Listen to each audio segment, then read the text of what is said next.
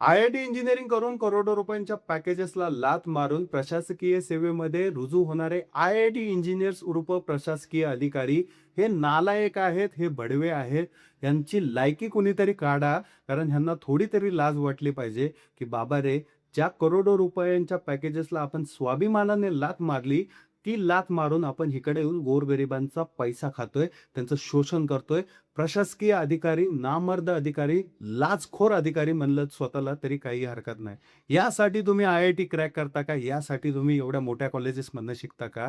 की तुम्ही फक्त 50,000-60,000 रुपयाची लाच सर्वसामान्य गोरगरिबांकडनं घेता, कामं पूर्ण करून घेण्यासाठी. मीना काजल नावाची एक अधिकारी आय-आय-टी इंजिनिअर जी मानली जाते, करोड रुपयांचं पॅकेजेसला लाथ मारून मॅडम प्रशासकीय सेवेमध्ये आली. कारण काय? तर गोरगरिबांची सेवा करण्यासाठी. परंतु गोरगरिबांची मारण्यासाठी मॅडम आलेली. मित्रांनो, मलाई खायची सवय 6 महिन्यातच मॅडमला लागली. 6 महिन्यापूर्वी प्रशासकीय सेवेमध्ये मॅडम आल्या आणि 6 महिन्यातच ए-सी-बीने दाद टाकली. याच्यामध्ये ₹60,000 हस्तगत केले. ₹60,000 ए-सी-बीने स्वतः दिले होते. परंतु मॅडमकडे ₹4,00,000 ऑन द स्पॉट गावले.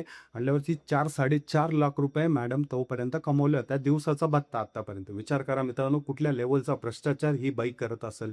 हे एकच सापडलंय, परंतु असे कित्येक अधिकारी या प्रशासकीय सेवेमध्ये आहे. मर्दासारखं काम करा, आय-आय-टी इंजिनिअर व्हा, जॉब करा, करोड रुपये कमवा. हे नामर्दासारखी लाचखोरी करून तुम्हाला काय भेटणार आहे? आयुष्यात बनायचंय तर तुकाराम मुंडे म्हणा, हरामखोर बनू नका. तुकाराम मुंडे हे दैवत आहे.